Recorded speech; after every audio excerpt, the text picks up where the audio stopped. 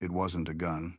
It was the sound of fabric ripping, like God tearing the sky in half. And it was destroying the American army before the bullets even hit. November 19th, 1942. Majez El Bab, Tunisia. Morning mist clings to the olive groves. Second Lieutenant Arthur Vance leads his platoon forward. These are America's newest soldiers, fresh from training camps in Georgia and Texas. They've fired machine guns. They know what automatic weapons sound like. They're wrong. The sound starts at 0642 hours. Not the familiar rat-tat-tat of an American machine gun. Not the crack of rifles. Something else. Something that doesn't belong in war. It sounds like fabric ripping, like God tearing the sky in half. Private James Jimmy Slovic is third in line when it happens. The man in front of him, Sergeant Johnson from Detroit, suddenly has no chest. Not a bullet wound. Not wounds, plural. Just absence where his torso was. Now there's red mist and olive branches. 25 bullets per second. That's what they're hearing. The American M1919 machine gun fires 10 rounds per second. The German MG-42 fires 25. Lieutenant Vance dives behind a stone wall. He's counting. 1 Mississippi. 2 Mississippi. 3 Mississippi. The gun hasn't stopped. 4 Mississippi. 5 Mississippi. Still firing. The sound doesn't break into individual shots. It's one continuous roar. 1,500 rounds per minute. The Afrika Korps has just introduced Hitler's new buzzsaw. 3 months later, February 14th, 1943, Kasserine Pass. This will be America's wake-up call. But right now, it's America's disaster. The pass is a natural funnel through the Atlas Mountains. 2 miles wide, rocky walls on both sides. Rommel's Afrika Korps has placed 12 MG-42s on the heights, interlocking fields of fire. Every inch of ground covered. Colonel Robert Stark watches through binoculars as his men advance. The first company enters the pass at 0800 hours. Young men from Iowa and Ohio. They're confident. They outnumber the Germans 5-1. The buzzsaws open up simultaneously. The sound echoes off the canyon walls, amplified, multiplied. It becomes a physical thing. Men drop their rifles to cover their ears. Some vomit. Some freeze completely. Some run. Private First Class William Waters from Nebraska doesn't run. He can't. He's watching the ground in front of him explode. Not random shots. A perfect line of impacts. Like a sewing machine stitching death into the earth. The line moves left to right. Methodical. Precise. It reaches his squad. 7 men become missed. This is what military historians will later call MG-42 panic. Entire companies refusing to advance. Not from cowardice, from mathematics. 25 bullets per second means you can't run between bursts. There are no bursts, just continuous metal rain. Sergeant Roy Donovan writes to his wife that night, "If he survives, we thought we knew war. We don't. The Germans have a gun that doesn't shoot bullets. It shoots death itself. You can't fight it. You can only hide from it." 6,500 American casualties in 10 days. Most never see the enemy. They only hear the buzzsaw. On the German side, Obergefreiter Klaus Richter operates one of these weapons. He's 19 years old from a farm outside Munich. His diary survives the war. "The gun is hungry," he writes. "Always hungry. We feed it ammunition belts like feeding a beast. 250 rounds. Change the barrel. 250 rounds. Change the barrel. My hands work without thinking. They know the rhythm. Hot barrel out, cold barrel in. 5 seconds. If you take 6 seconds, you die. The barrel change. This is the MG-42's secret. Other machine guns overheat and stop. The MG-42 never stops. Just swap barrels and keep killing." Richter continues, "I don't aim at men. I aim at space. The gun fills the space with death. Men walk into the space. They disappear. I am not a soldier anymore. I am part of the machine." March 1943. Aberdeen Proving Ground, Maryland. American engineers examine a captured MG-42. They expect German over-engineering, complex precision. What they find shocks them. The gun is mostly stamped metal, not milled, not carefully machined. Stamped like making car parts, like making tin cans. Cost to produce 250 Reichsmarks. The American Thompson submachine gun costs $200, nearly 4 times as much. Production time: 75 hours for an MG, 42, 150 hours for an American machine gun. The roller-locked bolt system is, one engineer writes, terrifyingly effective. Germany has created the perfect killing machine, not through complexity, but through simplification. December 1942. Stalingrad. The grain elevator. The Soviets meet the buzzsaw in a frozen hell. The grain elevator is a concrete fortress. 7 stories of hell. One MG-42 holds the 3rd floor. The German gunner is Feldwebel Erich Braun. He's been awake for 72 hours, feeding the gun, changing barrels, killing Russians. The Soviets call it the fascist zipper. They send 100 men up the stairs. Braun's gun speaks for 43 seconds. 100 men become meat and uniform scraps on concrete stairs. Lieutenant Vladimir Antonov survives by playing dead under corpses. The gun doesn't fire bullets, he later testifies. It fires a continuous steel rope. The rope cuts through men like they are made of butter. The mathematics are simple and terrifying. Rate of fire: 1,200 to 1,500 rounds per minute. The beaten zone, the area where bullets impact 100 meters wide, 800 meters deep. Everything in that zone dies.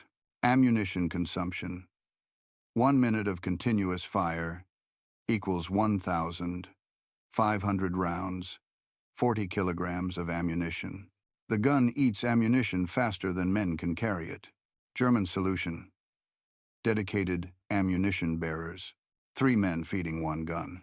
Soviet solution: the gun must be destroyed, or we all die. July 1943. Kursk. Operation Citadel, the largest tank battle in history. But men still die to the buzzsaw. The Germans dig in. Defensive positions, POC fronts, anti-tank guns, paired with MG-42s. The anti-tank guns kill tanks. The MG-42s kill everything else. Soviet doctrine: mass infantry assault, human waves, overwhelmed with numbers. German doctrine: let the MG-42 do the work. Lieutenant Antonov, survivor of Stalingrad, leads another assault. 300 men charge across open ground. 3 MG-42s open fire. We lost 300 men to 3 guns, he reports. Not 300 Germans, 3 guns. The gunners probably never saw us as individuals. We were just flesh moving through their beaten zone. The psychological effect breaks armies. Soviet troops begin refusing orders, not from cowardice, from mathematics. They can count. They know the equation. Men versus MG-42 equals death. Winter brings new problems. $-40, circ text C $. Oil freezes. The guns jam. German gunners find a shocking solution. They urinate on the mechanism. The warm liquid thaws the frozen parts for a few minutes. Gefreiter Wilhelm Hofmann writes home, "We piss on the gun to make it work. The gun pisses lead on the Russians. Everyone is pissing. Everyone is dying.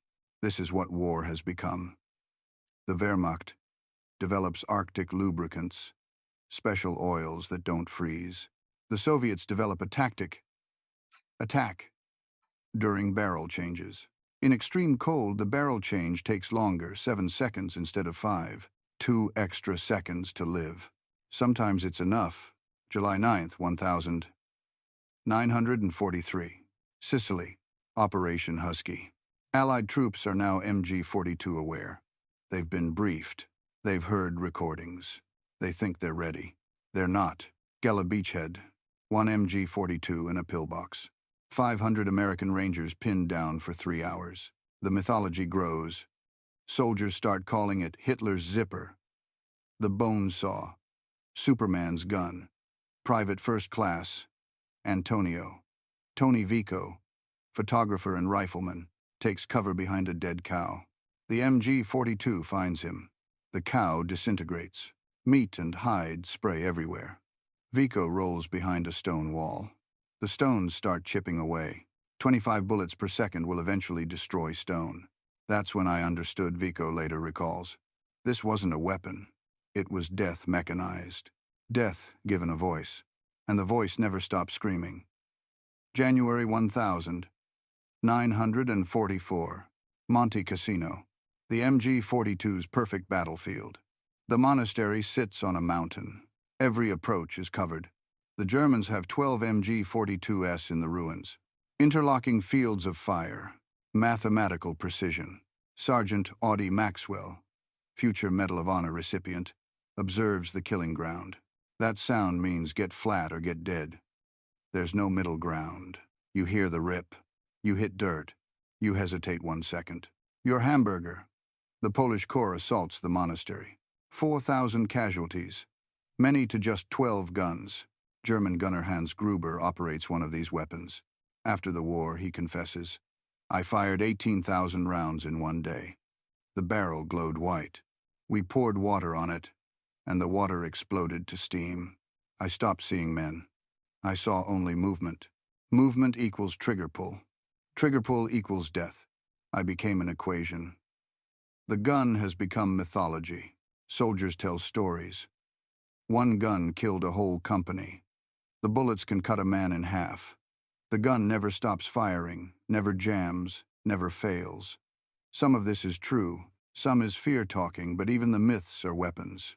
Troops break before they hear the gun. The idea of the MG-42 defeats them before the bullets do.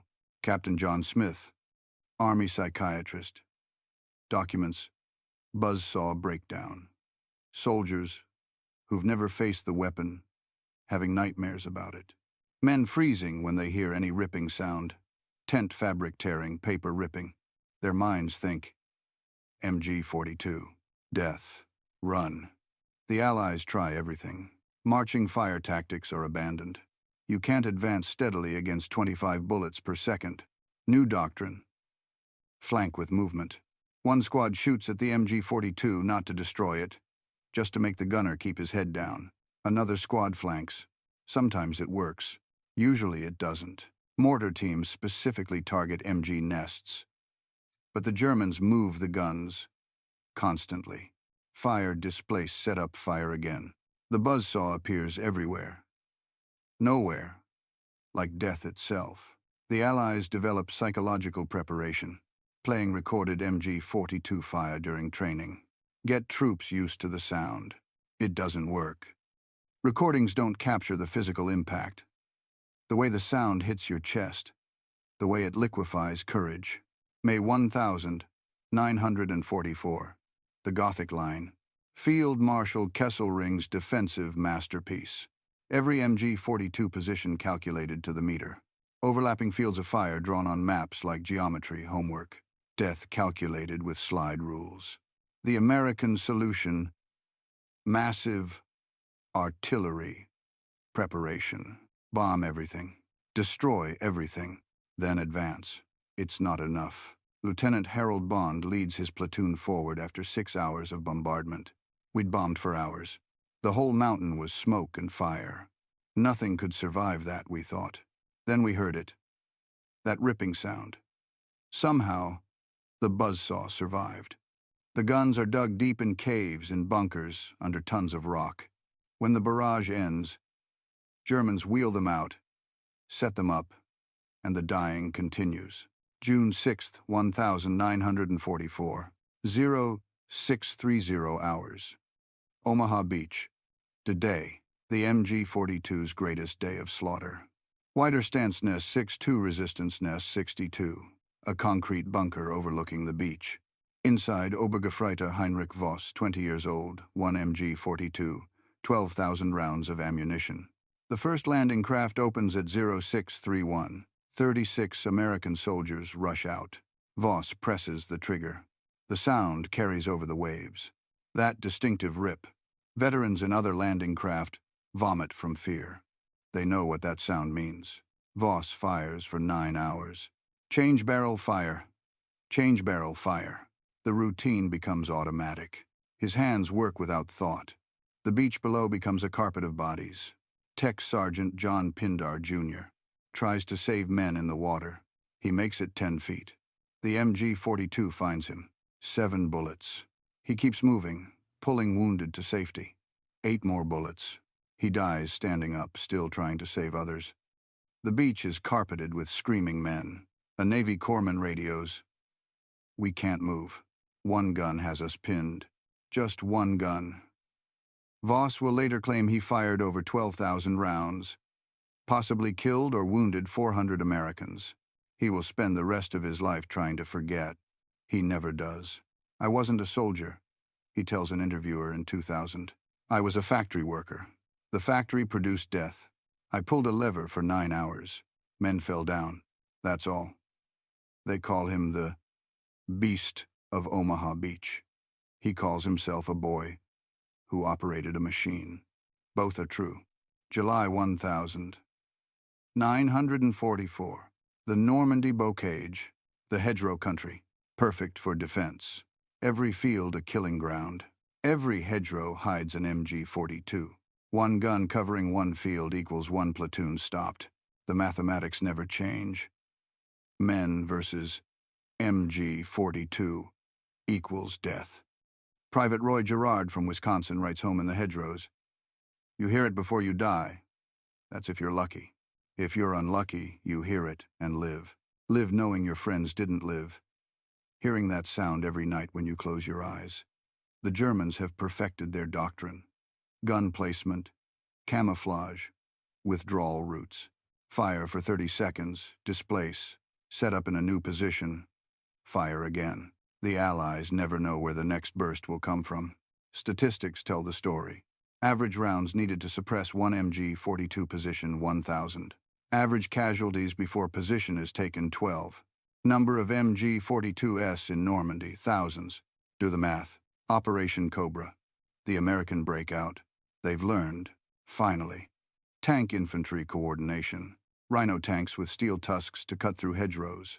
White phosphorus rounds for instant smoke. Get close. Get fast.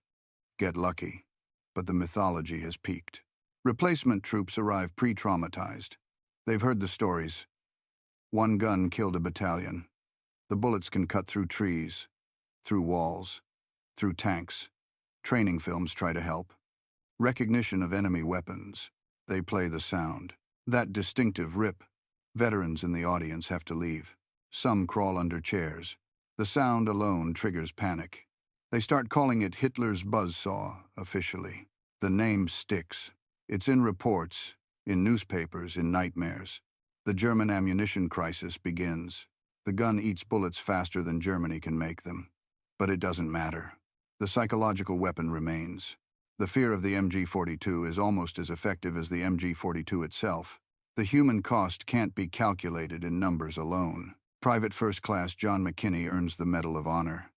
He charges an MG-42 position alone. "You don't think," he explains later. "If you think, you freeze. If you freeze, you die. So you run at death itself and hope death blinks first." Usually, death doesn't blink. Mass psychology studies document entire units becoming combat ineffective without taking casualties, just from hearing the sound. The ghost gun phenomenon. Soldiers swear they hear MG-42s that aren't there. Every ripping sound becomes the buzzsaw. Tent fabric. Paper. Wind through wire. On the German side, the gunners carry their own burden. Gefreiter Wilhelm Hauser survives the war. In 1995, he gives his only interview. "I was 19. I killed more men than I had years. The gun made it easy. Too easy. You become part of the gun. The gun wants to fire. You want to fire. There's no difference anymore." He describes the barrel changes. 5 seconds of hell. The barrel is 400 degrees Celsius. The asbestos glove burns through. Your hands blister. But you change it because if you don't, you die. 5 seconds. Hot barrel out. Cold barrel in. Back to killing. I pulled the trigger because the gun was there. And triggers are meant to be pulled. The medical officers see patterns. Captain Joseph Gordon, battalion surgeon, documents the wounds. We could tell MG-42 casualties immediately. Never one bullet, always 3, 4, 5. The gun doesn't shoot once. It stitches. Lines of holes across torsos. Geometric patterns. Almost artistic if it wasn't meat and bone. The psychological casualties outnumber the physical. Buzzsaw breakdown becomes an official diagnosis. Men who can't stop shaking, can't sleep, can't forget the sound. Treatment evolves. First, morphine. Then, immediate evacuation. Get them away from the sound, but they carry it with them in their minds. That ripping, always ripping. The engineering story is equally remarkable. Dr. Werner Gruber leads the design team. His philosophy: perfection is achieved not when there is nothing left to add, but when there is nothing left to take away. The roller-locked recoil system. Revolutionary. Simple. 2 rollers lock the bolt. Recoil pushes them apart. Bolt opens. Ejects case. Spring returns. New round chambers 25 times per second. The quick change barrel. The key innovation. Other guns need tools. Time. The MG-42 barrel swings out on a hinge. Pull, swing, replace, close. 5 seconds. Manufacturing revolution. 75% stamped parts. A child could assemble it. Children did assemble it in factories. Slave labor from concentration camps. The perfect weapon built by imperfect means. Comparison with Allied weapons tells the story. American M1919 600 rounds per minute. British Bren 500 rounds per minute. Soviet DP-28 550 rounds per minute. German MG-42 1000 500 rounds per minute. It's not a competition. It's a massacre. Cost efficiency. One MG-42 costs the same as 5K 98K rifles. But one MG-42 has the firepower of 100 rifles. The mathematics of war. Germany does the calculations and wins the equation, loses the war. May 8th, 1945, VE Day. The guns fall silent. Thousands of MG-42s captured. The Soviets try to copy it. They fail. Can't match the metallurgy. Can't match the precision and simplicity. The Americans keep testing at Aberdeen. How does it work so well? How does something so simple kill so efficiently? They take it apart, put it together, fire it, study it, learn from it. War crimes, trials. Should MG-42 gunners be prosecuted? They killed so many, so efficiently, but it was war. Legal killing. The gun doesn't make murder. War makes murder. Heinrich Voss, the Beast of Omaha, becomes a peaceful man. Never touches a gun again. Has nightmares until he dies. The gun rises again. West Germany forms the Bundeswehr. Needs weapons. The MG-42 is redesigned. Now called MG-1, then MG-3. NATO standard 7.62 millimeters ammunition. Same mechanism, same rate of fire, same ripping sound. The gun that terrorized Americans now defends NATO. The buzzsaw becomes business. Design, influence spreads. American M60 machine gun. Borrowed concepts. Belgium's MAG-58. Same story. Every modern machine gun owes something to the buzzsaw. Modern variants still in production. Spain makes them. Pakistan makes them. Turkey makes them. The design is 70 years old. Still killing. Veterans reunions. Americans and Germans. Former enemies sharing beer. They talk about the gun. Always the gun. We feared it, says former Staff Sergeant Michael Costello. Respected it, hated it. But goddamn if it wasn't a piece of perfect engineering. Former Obergefreiter Klaus Richter nods. We didn't think of it as special. It was just our machine gun. Only after the war, when I learned how you feared it, did I understand what we had. They toast to survival, to peace, to never hearing that sound again. Afghanistan. German troops with MG-3S, the grandson of the MG-42. Same sound, same fear. American veteran visits a German base, hears the MG-3 firing, that ripping sound. 65 years later, he drops to the ground. Instinct, terror, memory. You never forget that sound, he says. It lives in your bones. You hear it in thunderstorms, in chainsaws, in dreams. Always in dreams. The last testimony. Klaus Richter, the gunner from Africa Corps, dies in 2018. Before his death, he speaks one more time. People ask me about the war, about being a soldier. I wasn't a soldier. I was a mechanic. The MG-42 was my machine. I maintained it, fed it, helped it function. The machine did the killing. I just helped it work. He pauses. That's a lie, of course. I did the killing. The gun was just my method. But for 70 years, that lie helped me sleep. The final statistics. 400,000 MG-42s produced, firing an average of 1 million rounds each over the war. That's 400 billion bullets. The MG-42 changed warfare. Not through complexity, but through simplification. Not through precision, but through volume. 25 bullets per second solves most tactical problems. Creates most human problems. Every modern military understands this. Squad automatic weapons, fire superiority, volume over accuracy. The MG-42 doctrine lives in every army. Every conflict, every death by automatic fire traces back to that Tunisian olive grove in 1942 when Americans first heard the buzzsaw. Some weapons win battles, some win wars. The MG-42 just killed.